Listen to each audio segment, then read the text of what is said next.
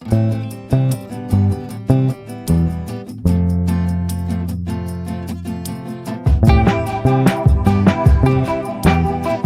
Friends, എല്ലാവർക്കും നമസ്കാരം. ഞാൻ നിങ്ങളുടെ സ്വന്തം സോണിച്ചൻ 40-ാംകുളമാണ്. എല്ലാവരും സുഖമായി ഇരിക്കുന്നു എന്ന് ഞാൻ വിശ്വസിക്കുന്നു. എനിക്കും സുഖം തന്നെ. ഞാൻ ഇന്ന് ഒരു വീഡിയോ ചെയ്യുന്നത് എമ്പുരാൻ എന്ന് പറഞ്ഞ നമ്മളുടെ എല്ലാം പ്രിയങ്കരനായ മോഹൻലാൽ നായകനായി വരുന്ന ആ സിനിമയെ പറ്റിയാണ്. ഇപ്പോൾ ആ സിനിമ വൻ വിവാദങ്ങളാണ് ഉണ്ടായിരിക്കുന്നത് ആ സിനിമയ്ക്ക്. പക്ഷേ ഒരു കാര്യം ഓർക്കേണ്ടത്, ഈ സിനിമ വിവാദമാക്കും തോറും ഈ സിനിമയുടെ പ്രേക്ഷകർ കൂടും, ഒന്നിനൊന്നിന് വർദ്ധിക്കും എന്നുള്ളതിൽ ഒരു സംശയവുമില്ല. ഇതിനു മുമ്പും നാം കണ്ടിട്ടുണ്ട്, 1-2 സിനിമയൊക്കെ, വിവാദമായ സിനിമയൊക്കെ വൻ സൂപ്പർ ഹിറ്റുകളായി മാറിയ ചരിത്രം. ഏതാണ്ട് അതേ പാതയിൽ തന്നെയാണ് ഈ എമ്പുരാൻ എന്ന് പറയുന്ന ഈ സിനിമയും വന്ന് എത്തിച്ചേരും എന്നുള്ളതിൽ ഒരു സംശയവുമില്ല. കാരണം കുറേ ആൾക്കാർ ഈ സിനിമ കാണാൻ ആഗ്രഹമില്ലാത്ത ആളുകൾ പോലും ഈ വിവാദമുണ്ടായ പശ്ചാത്തലത്തിൽ എന്താണ് ഈ സിനിമയ്ക്കുള്ളിൽ ഉള്ളത്, എന്താണ് ഈ സിനിമ പറഞ്ഞു വച്ചിരിക്കുന്നത് എന്നറിയുവാൻ വേണ്ടി കാണാൻ ആൾക്കാർ തിയേറ്ററിലേക്ക് വരും എന്നുള്ളതിൽ ഒരു സംശയവുമില്ല. ഈ വിവാദത്തിന് തിരികൊളുത്തിയത് ആരായാലും എന്തായാലും ഈ സിനിമ വൻ സൂപ്പർ ഹിറ്റായി മാറും എന്നുള്ളതിൽ ഒരു സംശയവുമില്ല. കാരണം ഇപ്പോൾ തന്നെ കേരളത്തിലും അതുപോലെ കേരളത്തിന് വെളിയിൽ ഇന്ത്യയുടെ പല ഭാഗങ്ങളിലുള്ള തിയേറ്ററുകളിലും അതുപോലെ ലോകമെമ്പാടുമുള്ള തിയേറ്ററുകളിലുമൊക്കെ വൻ വിജയമായി ഈ പടം ഓടിക്കൊണ്ടിരിക്കുകയാണ്. കാരണം ഓൾറെഡി ഇപ്പോൾ എല്ലാ സിനിമയ്ക്കും ഹൗസ്ഫുള്ളാണ്. അങ്ങനെ നിറഞ്ഞാടുന്ന ഒരു സിനിമയാണ്. ഇപ്പോൾ വിവാദമായ പശ്ചാത്തലത്തിൽ ഇപ്പോൾ ഒരുപാട് ആൾക്കാർ, ഇപ്പോൾ എൻ്റെ നാട്ടിൽ തന്നെ കുറേ ആൾക്കാർ പറയുന്നുണ്ട്, നമുക്കൊന്ന് പോയി ആ സിനിമ കാണാം. ഇനിയിപ്പം എന്തായാലും കുട്ടികൾക്കൊക്കെ അവധിയായിരിക്കുന്ന കാലഘട്ടമാണ്. അപ്പോൾ ഇനിയിപ്പം ഏപ്രിൽ മെയ് മാസം സ്കൂളുകൾക്ക് അവധി ആയതുകൊണ്ട് എമ്പുരാൻ ഇപ്പോൾ ഓൾറെഡി റിലീസ് ചെയ്തിരിക്കുന്ന ഈ പശ്ചാത്തലത്തിൽ സ്കൂളുകൾക്കൊക്കെ അവധിയെ പ്രഖ്യാപിച്ചു. പിന്നെ ഇപ്പോൾ പെരുന്നാളൊക്കെ കഴിഞ്ഞ് നിൽക്കുന്ന ഈ അവസരത്തിലൊക്കെ തീർച്ചയായും ഒരുവിധപ്പെട്ട ആളുകളെല്ലാം പോയി സിനിമ തിയേറ്ററിൽ പോയി സിനിമ കാണും. ഈ എമ്പുരാന്റെ വിജയം ഒന്നുകൂടി വർദ്ധിക്കും. കാരണം ഇപ്പം ചില ആൾക്കാരൊക്കെ ഇപ്പം ഈ വിവാദമായ പശ്ചാത്തലത്തിൽ ഇപ്പം എൻ്റെ നാട്ടിൽ തന്നെ പലരും സംസാരിക്കുന്നുണ്ട്, നമുക്കൊന്ന് പോയി ആ സിനിമയൊന്ന് കണ്ടാലോ, എന്താണ് അതിൽ പറഞ്ഞിരിക്കുന്ന കഥ, നമുക്കൊന്ന് മനസ്സിലാക്കണമല്ലോ എന്ന് പറഞ്ഞുകൊണ്ട് അങ്ങനെ പോകാൻ ആഗ്രഹിക്കുന്ന ഒരുപാട് ആൾക്കാരുണ്ട്. ഞാനിപ്പം പല ആൾക്കാരുമായിട്ട് സംസാരിച്ചപ്പോൾ അവർക്കൊക്കെ സിനിമ എന്താണെന്നൊന്ന് കാണണമെന്നുള്ള ആഗ്രഹം, അത് ഈ വിവാദമായ പശ്ചാത്തലത്തിൽ കുറച്ചുകൂടെ ഒന്നുകൂടെ ആകാംക്ഷ കൂടിയിട്ട് ആൾക്കാർ പോകും എന്നുള്ളതിൽ ഒരു സംശയവുമില്ല. പിന്നെ നമ്മളൊക്കെ ഒരു സിനിമയെ സിനിമയായിട്ട് കാണണം, അങ്ങനെയാണ് ചെയ്യേണ്ടത്. ഒരു സിനിമയായിട്ട് നമ്മൾ കാണണം. ആ ഒരു അർത്ഥത്തിലേ നമ്മൾ അതിനെ എടുക്കാവുള്ളൂ. സിനിമ ആ ഒരു മീഡിയ അങ്ങനെ കാണാവുള്ളൂ. പിന്നെ അത് നമ്മൾ ജീവിതമായിട്ടോ അല്ലെങ്കിൽ മറ്റ് ഇതുമായിട്ടോ കൂട്ടിക്കുഴയ്ക്കാനായിട്ട് പാടില്ല. ഇപ്പോൾ ഒരു പ്രസാധകൻ ഒരു പുസ്തകം ഇറക്കുകയാണെന്ന് വെച്ചു, ഉദാഹരണം പറയുകയാണ്, ഒരു പുസ്തകം ഇറക്കുകയാണ്.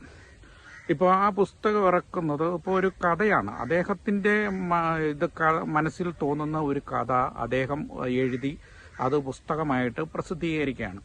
അതാ എഴുതുന്ന പുള്ളിയുടെ അവകാശമാണ്. ആ കഥ എങ്ങനെയാണ് എഴുതേണ്ടത്, എങ്ങനെയാണ് ആ കഥയുടെ പൂർണ്ണരൂപം, അത് ഏതൊക്കെ പശ്ചാത്തലം വേണം എന്നൊക്കെ അദ്ദേഹത്തിൻ്റെ മനസ്സിൽ നിന്നും ഭാവനയിൽ നിന്നും അദ്ദേഹം സ്വയം ക്രിയേറ്റ് ചെയ്യും. മനസ്സിൽ ഭാവനയിൽ ഇങ്ങനെ ക്രിയേറ്റ് ചെയ്ത് അദ്ദേഹം അങ്ങനെ എഴുതുന്ന കഥയാണ്. അപ്പോൾ ആ കഥ കണ്ടിട്ട് ഇത് ഞങ്ങളുടെ ജീവിതവുമായി ബന്ധമുണ്ട് എന്നൊക്കെ പറഞ്ഞുകൊണ്ട് ആരെങ്കിലും വന്നു കഴിഞ്ഞാൽ നമുക്ക് ഒരു തരത്തിലും ആർക്കും ഒരു പുസ്തകം എഴുതാൻ പറ്റില്ല, അല്ലെങ്കിൽ ഒരു സിനിമ ഇറക്കാൻ പറ്റില്ല. അങ്ങനത്തെ ഒരു അവസ്ഥയാണ്. കാരണം എന്താണെന്ന് ചോദിച്ചാൽ കലാകാരന്മാർക്ക് അവരുടെ ഭാവനയനുസരിച്ച്, ഇപ്പം സിനിമയൊക്കെ ആകുമ്പോൾ കുറച്ച് വിഷ്വലൈസ് ചെയ്ത് കുറച്ചുകൂടെ ഭാവനാത്മകമായിട്ട് അത് ജനങ്ങളിൽ എത്തിക്കാൻ വേണ്ടിയിട്ട് അവർ കുറച്ച് ക്രിയേറ്റീവായിട്ടുള്ള ഘടകങ്ങൾ കൂടി അതിൻ്റെ അകത്ത് ആഡ് ചെയ്യും. അത് സ്വാഭാവികമാണ്, അങ്ങനെ ചെയ്യും. നമ്മളൊക്കെ ആ അർത്ഥത്തിൽ അങ്ങ് എടുക്കാമെങ്കിൽ ഒരു പ്രശ്നമില്ല. ജീവിതം വേറെ, സിനിമ വേറെ, അങ്ങനെയൊക്കെ ചിന്തിക്കുന്ന ആൾക്കാരാണ് പ്രത്യേകിച്ച് മലയാളികൾ, കേരളീയർ എന്നാണ് എൻ്റെ ഒരു അഭിപ്രായം. നമ്മൾ ഇപ്പോൾ ഈ ഉദാഹരണത്തിന് എമ്പുരാനെ എന്തോ ജീവിത പശ്ചാത്തലത്തിലാണ് ആ കഥ എടുത്തിരിക്കുന്നതെന്നൊക്കെ പറഞ്ഞുകൊണ്ടാണ് ഇപ്പോൾ ചിലരൊക്കെ രംഗത്ത് വന്നിരിക്കുന്നത്. പക്ഷേ സിനിമയെ സിനിമയുടെ വഴിക്ക് വിടുക, നമ്മളുടെ ജീവിതങ്ങളെ ജീവിതത്തിന്റെ വഴിക്ക് വിടുക, രണ്ടും രണ്ട് ധാരയിൽ പോകട്ടെ. അതുപോലെ പുസ്തകങ്ങളൊക്കെ എഴുതുന്നത് പഴയ കാലത്തൊക്കെ അങ്ങനെയൊക്കെ നോക്കുകയാണെങ്കിൽ MDയുടെയും അങ്ങനെയുള്ള എത്രയോ ആൾക്കാരുടെ പുസ്തകങ്ങളുണ്ട്. അതൊക്കെ ഈ പറഞ്ഞ കണക്ക് പലരുടെയും ജീവിതമായിട്ട് സാമ്യമുണ്ട്. ചിലപ്പോൾ എൻ്റെ ജീവിതമായിട്ടൊക്കെ സാമ്യം ഉണ്ടാകുന്ന ചില പുസ്തകങ്ങളുണ്ടാകാം, ചില കഥകളുണ്ടാകാം. അത് സ്വാഭാവികമാണ്. മനുഷ്യരുടെ കഥയല്ല ഇവരെഴുതുന്നത്, നമ്മുടെ ജീവിതത്തിലെ നമ്മുടെ സാഹചര്യങ്ങളൊക്കെ. അപ്പോൾ അത് ഒരാളുടെ ജീവിതമായിട്ടൊക്കെ ചിലപ്പോൾ ഒരു ബന്ധം ഒക്കെ ഉണ്ടാകാം. പക്ഷേ അതിൻ്റെ കഥ അതിൻ്റെ വഴിക്ക് വിട്. അത് നമ്മൾ ആ അർത്ഥത്തിൽ ചിന്തിച്ചാൽ മതി. പ്രത്യേകിച്ച് മലയാളികളൊക്കെ എനിക്ക് തോന്നുന്നു കുറച്ചുകൂടെ എഡ്യൂക്കേറ്റഡ് ആയിട്ടുള്ള ആൾക്കാരാണ്. അവരൊക്കെ അങ്ങനെ ചിന്തിക്കുന്ന ആൾക്കാരാണ്. ഇപ്പോൾ ഈ വിവാദം എന്തുകൊണ്ട് വന്നു എന്നൊന്നും എനിക്കറിയില്ല. ഏതായാലും ആ വിവാദങ്ങളുടെ പുറകെ പോകാൻ ഞാൻ ആളുമല്ല. ഞാൻ ആ ഒരു കാര്യത്തിലേക്ക് പരാമർശിക്കാനല്ല വന്നത്. നമ്മൾ സിനിമയെ സിനിമയായിട്ട് കാണണം, ആ ഒരു പോയിന്റിലേക്ക് വരാൻ വേണ്ടിയിട്ടാണ്. സിനിമയെ സിനിമയായിട്ട് കാണണം.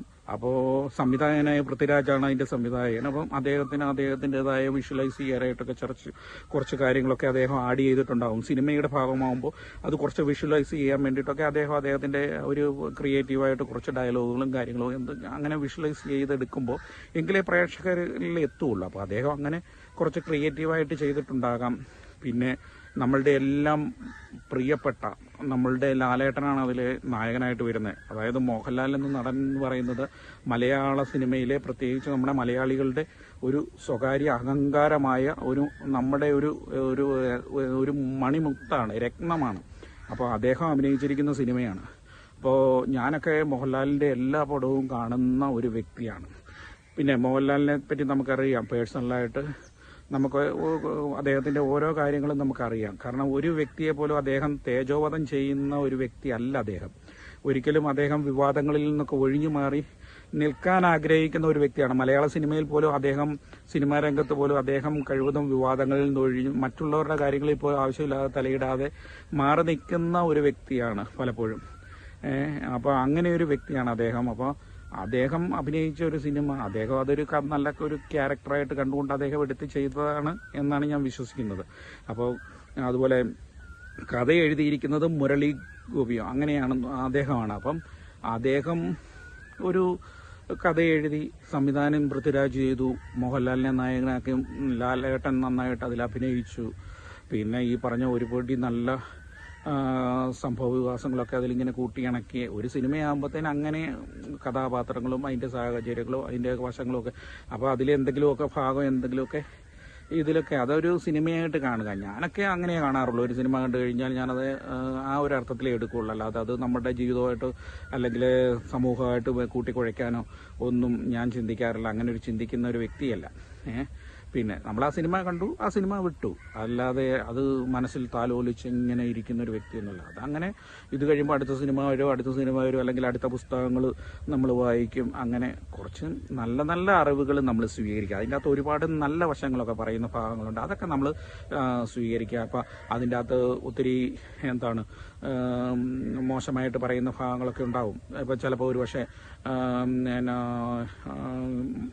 ലഹരിക്ക് അടിമപ്പെടുന്ന കുറേ കാര്യങ്ങൾ ഇപ്പം ചില സിനിമയിലൊക്കെ അങ്ങനെ നമ്മൾ കണ്ടിട്ടില്ലേ. അതായത് കഞ്ചാവ് ലഹരി, അതുപോലെ തന്നെ അങ്ങനെയൊക്കെയുള്ള ലഹരിയൊക്കെ കാണിക്കുന്ന ചില ഭാഗങ്ങളുണ്ടാവും. നമ്മളെന്നും പറഞ്ഞ് അത് ലഹരിക്ക് ഇഞ്ചക്ഷൻ എടുത്തിട്ട് സിറിഞ്ചെടുത്ത് കുത്തി ഇഞ്ചക്ഷൻ വെക്കുകയാണോ, അത് ലഹരിക്ക് അടിമപ്പെടുകയാണോ? നല്ലത് ഉൾക്കൊള്ളുക, അല്ലാതെ ഇതുപോലുള്ള ചില വേണ്ടാത്ത കാര്യങ്ങളങ്ങ് ഒഴിവാക്കിയേക്കാം. നമുക്ക് വേണ്ടത് ഉൾക്കൊള്ളുക, നല്ല ഭാഗങ്ങൾ ജീവിതത്തിൽ പകർത്താൻ നോക്കുക. ആവശ്യമില്ലാത്ത നമുക്ക് നമ്മുടെ ജീവിതമായിട്ട് വേണ്ടാത്ത കാര്യങ്ങൾ അങ്ങ് വിട്ടുകളഞ്ഞേക്കോ. ഞാനൊക്കെ അങ്ങനെ ചിന്തിക്കുന്ന ആളാണ്. അതായത് നല്ല പോസിറ്റീവായിട്ടുള്ള കാര്യങ്ങൾ നമ്മൾ സ്വീകരിക്കും, ആവശ്യമില്ലാത്ത കാര്യങ്ങൾ ഒഴിവാക്കിക്കളയും. ഇപ്പോൾ നമ്മളുടെ സഹോദരങ്ങളായ മുസ്ലിം സഹോദരങ്ങളായ അവരുടെ പെരുന്നാളും മറ്റു കാര്യങ്ങളും ഒക്കെ ഇപ്പോൾ നാമൊക്കെ ആഘോഷിച്ചു. അപ്പോൾ എൻ്റെ ഒരുപാട് സുഹൃത്തുക്കളൊക്കെ ഉണ്ട്. എന്നെ പെരുന്നാളിന് വീട്ടിലേക്കൊക്കെ ക്ഷണിച്ചു. ഞാൻ മലപ്പുറത്തായിരുന്നപ്പോൾ ഞാൻ അവരുടെ വീടുകളിലൊക്കെ പോയി ഫുഡ് കഴിക്കുകയും ഒക്കെ ചെയ്യുന്ന ഒരു ആളായിരുന്നു. അപ്പോൾ അങ്ങനെ ഒരു സൗഹൃദ വലയം നമുക്കുണ്ടാകണം. അതായത് ജാതി മത ഭേദമന്യേ ചിന്തിക്കാനും പ്രവർത്തിക്കാനും ഒക്കെയുള്ള മനസ്സ് നമുക്കുണ്ടാകണം. അതാർക്കാണേലും എനിക്കും ഉണ്ടാകണം, നിങ്ങൾക്കും ഉണ്ടാകണം, ഓരോരുത്തർക്കും ഉണ്ടാകണം. അങ്ങനെ നമ്മൾ സമൂഹത്തിൽ നമ്മളെ എല്ലാവരെയും ചേർത്ത് പിടിച്ച് ആരെയും മാറ്റി നിർത്താതെ എല്ലാവരെയും നമ്മൾ ചേർത്ത് പിടിക്കുന്ന വ്യക്തിയായിരിക്കണം. അപ്പോൾ ഇപ്പോൾ പെരുന്നാളൊക്കെ കഴിഞ്ഞു, അവരെല്ലാവരും വളരെ സന്തോഷത്തിലാണ്. അതുപോലെ ഇപ്പോൾ സ്കൂളിൽ കുട്ടികൾക്കൊക്കെ അവധിയൊക്കെ ആയി. അപ്പോൾ ഞാൻ പറയുന്നത്, നിങ്ങൾ കുടുംബത്തോടൊപ്പം പോയിട്ട് നിങ്ങൾ ഓരോ സ്ഥലങ്ങളൊക്കെ പോയി കാണുക. അതുപോലെ തന്നെ നല്ല നല്ല ഫുഡുകൾ കഴിക്കുക. ഈ അവധിക്കാലമൊക്കെ നമ്മൾ ഫ്രീ ആകുന്ന സമയത്ത് നമ്മൾ ഫാമിലിയായിട്ടൊക്കെ അവിടെ ഇവിടെയൊക്കെ പോയി കുറേ സ്ഥലങ്ങളൊക്കെ പോയി കാണുക. അതുപോലെ സിനിമയൊക്കെ പോയി കാണുക. ഞാൻ പറഞ്ഞ എമ്പുരാൻ മാത്രമല്ല, ഒരുപാട് നല്ല നല്ല സിനിമകൾ വരുന്നുണ്ട്. പിന്നെ എമ്പുരാനൊക്കെ താല്പര്യമുണ്ടെങ്കിൽ അതും നിങ്ങൾ പോയി കാണുക. അതുപോലെ തന്നെ മറ്റ് സിനിമകളൊക്കെ വരുന്നുണ്ട്. അങ്ങനെ ജീവിതത്തിലെ സിനിമയൊക്കെ പോയി കണ്ട് നല്ല ഫുഡൊക്കെ ആസ്വദിച്ച് നല്ല സ്ഥലങ്ങളൊക്കെ കണ്ട് അങ്ങനെ നമ്മുടെ മനസ്സ് റിലാക്സ് ആക്കുക, ഫ്രീ ആകുക, സന്തോഷവാന്മാരായിരിക്കുക. നമ്മുടെ ജീവിതം എന്ന് പറയുന്നത് ഏതാണ്ട് കുറച്ച് നാളുകളേ ഉള്ളൂ, അല്ലേ? ശരിയല്ലേ? ഞാൻ പറഞ്ഞത് ശരിയല്ലേ? അപ്പോൾ ആ കുറച്ച് നാളുകൾ നമ്മളുടെ ചുറ്റുവട്ടത്തുള്ള നമ്മളുടെ സുഹൃത്തുക്കളുമായും, അതായത് നമ്മുടെ നല്ല നല്ല സുഹൃത്തുക്കളുണ്ടല്ലേ, സുഹൃത്തുക്കളുമൊക്കെ ആയിട്ട്, അയൽവക്കക്കാരുമായിട്ട്, നമ്മളുടെ ബന്ധുമിത്രാദികളുമായിട്ട്, നമ്മളുടെ കുടുംബത്തിലെ അംഗങ്ങളുമായിട്ടൊക്കെ ഈ കുറഞ്ഞ നാൾ നമ്മൾ സന്തോഷമായിട്ട് ഈ ഭൂമിയിൽ ജീവിച്ചിരിക്കണം.